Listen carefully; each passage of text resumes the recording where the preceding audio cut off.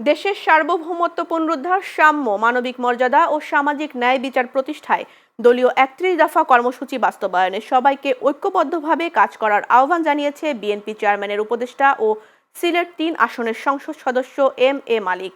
শুক্রবার সিলেট দক্ষিণ সুরমা তেলিবাজার মাঠে দক্ষিণ সুরমা বিএনপি ও সহযোগী সংগঠনের আয়োজনে বিএনপি চেয়ারম্যান তারেক রহমান প্রধানমন্ত্রীর দায়িত্ব গ্রহণ করায় ও বেগম খালেদা জিয়া ও আরাফাত রহমান কোকোর রুহের মাগফিরাত কামনায় ইফতার ও দোয়া মাহফিলে তিনি কথা বলেন।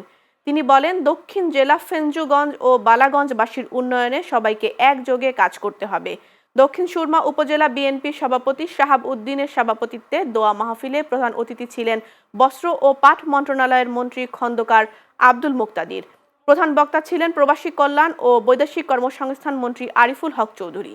এ সময় সংসদ সদস্য এমরান আহমেদ চৌধুরী, রাষ্ট্রদূত মুশফিক ফজল আনসারী ও বিএনপির কেন্দ্রীয় সাংগঠনিক সম্পাদক মিফতা সিদ্দিকী সহ অন্যান্যরা উপস্থিত ছিলেন।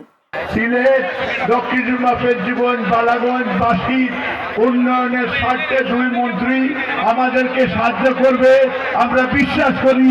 আমরা ইনশাআল্লাহ আমাদের যে কমিটমেন্ট, আমাদের চেয়ারম্যান জনাব তারেক রহমানের ৩১ দফা কর্মসূচি বাস্তবায়নের লক্ষ্যে এই দেশের সার্বভৌমত্ব পুনরুদ্ধারের জন্য এবং সাম্য, মানবিক মর্যাদা, সামাজিক ন্যায় বিচার সুপ্রতিষ্ঠার লড়াইয়ে আমরা এই দেশ সবাই মিলে করব।